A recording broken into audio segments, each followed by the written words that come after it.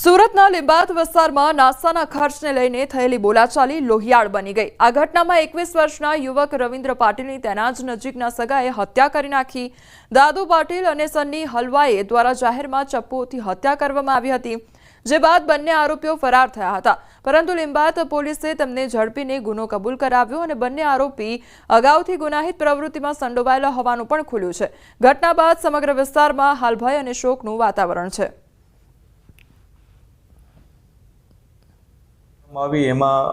જે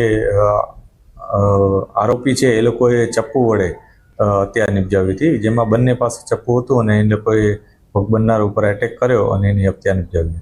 બંને આરોપીઓ પકડાઈ ગયા છે। પોલીસે એને અરેસ્ટ પણ કરી લીધા છે।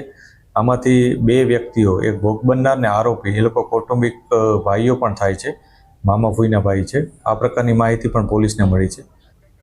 અમદાવાદમાં ઝાંસીની રાણી અકસ્માત કેસ મામલે રોહન સોની સામે પોલીસે વધુ તપાસ શરૂ કરી છે। અન્ય બે કાર ચાલક મિત્રોની ઓળખ પણ કરવામાં આવી છે।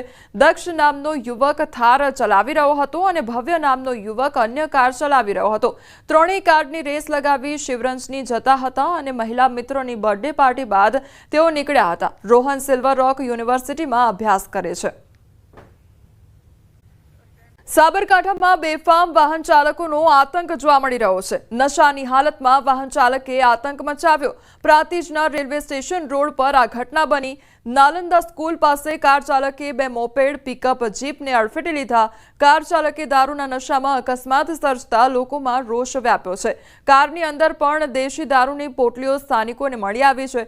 અકસ્માતમાં મોપેડ સવાર વિદ્યાર્થીની સહિત 3 લોકોને ઈજાઓ પહોંચી છે। પોલીસે ઘટનાસ્થળે પહોંચી કાર ચાલકને પોલીસ સ્ટેશન લઈ જવામાં આવ્યો છે। સોમનાથ હાઈવે પર ટ્રિપલ અકસ્માતની ઘટના સામે આવી છે। રાજુલા નજીક મીરા દાતાર પાસે અકસ્માત સર્જાયો। રોંગ સાઈડથી બાઇક આવતા અકસ્માત સર્જાયો તો બે કાર અને બાઇકની ટક્કર થઈ। મોટરસાયકલ સવારને બચાવવા જતા અકસ્માત સર્જાયો હતો અને બે 4 વ્હીલમાં જે પરિવાર સાથે અમદાવાદથી સોમનાથ તરફ જતા હતા ત્યારે આ અકસ્માતની ઘટના બની હતી।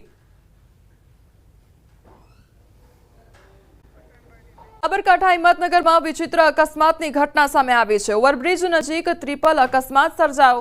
બે ટ્રકોએ ખાનગી બસને અડફેટે લીધી તો ડુંગરપુરથી અમદાવાદ જઈ રહી હતી આ ખાનગી બસ અકસ્માતમાં 10 થી વધુ લોકોને ઈજા પહોંચી છે। ટ્રકની અડફેટે ખાનગી બસ પલટી ખાવા દરમિયાન અન્ય ટ્રક સાથે અથડાઈ ગઈ હતી। અન્ય ટ્રક સાથે અથડાતા બસ પલટી ખાતા અટકી અને બે ટ્રકોની અડફેટે આવેલી ટ્રક હાઈવે પર દોડવા લાગી। જોખમી રીતે અને ઓવરબ્રિજને છેડે ખાનગી બસ પાર્કિંગ કરતા અકસ્માત સર્જાયો હતો। તો ગંભીર અકસ્માત સર્જાયો અને વિચિત્ર ઘટના સામે આવી છે કે જ્યાં ટ્રિપલ અકસ્માત સર્જાયો હતો તેમાં 10 લોકોને ઈજાઓ પણ પહોંચી છે। 10 થી વધુ જેટલા લોકો છે જેઓ ઈજાગ્રસ્ત થયા છે। સચિન વિસ્તારમાંથી 3 વર્ષના બાળકના અપહરણના કેસ મામલે ચોંકાવનારો ખુલાસો થયો છે। પોલીસે ગણતરીના કલાકોમાં કેસનો ભેદ ઉકેલી કાઢ્યો। સીસીટીવીના આધારે બાળકના માસાએ જ અપહરણ કર્યા હોવાનો ખુલાસો થયો છે। 10 ઓગસ્ટે અપહરણ થયેલા બાળકના પિતા રહીમ મંસૂરીની ફરિયાદ બાદ પોલીસે તપાસ શરૂ કરી છે, જેમાં સીસીટીવી તપાસ કરતા જણાવાયું કે આરોપી રિયાઝ મંસૂરી ફરિયાદીનો સાઢુભાઈ છે। રિયાઝે પોતાની પિયર ગયેલી પત્નીને પરત લાવવા દબાણ બનાવવા બાળકનું અપહરણ કર્યું હતું। પોલીસે આરોપીની ધરપકડ કરી બાળકને સુરક્ષિત રીતે પરિવારને સોંપી દીધો છે।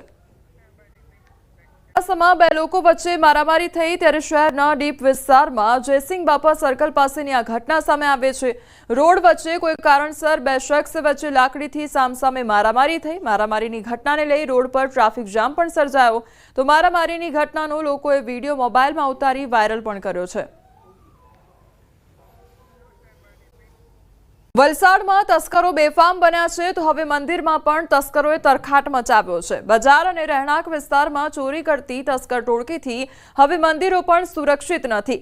વલસાડના છેવાડે આવેલા પારનેરા ડુંગર પર આવેલા ચંડિકા માતાજીના મંદિરને તસ્કરોએ નિશાન બનાવ્યું તો મોડી રાત્રે તસ્કર ટોળકી આ મંદિરમાં ત્રાટકી અને મંદિરના દરવાજા તોડી સોના ચાંદીનો શણગાર અને ચાંદીના છત્તરની પણ ચોરી કરી હતી। ચોરી કરતા અગાઉ તસ્કરોએ મંદિર પરિસરમાં લગાવેલા સીસીટીવી કેમેરાની પણ તોડફોડ કરી હતી।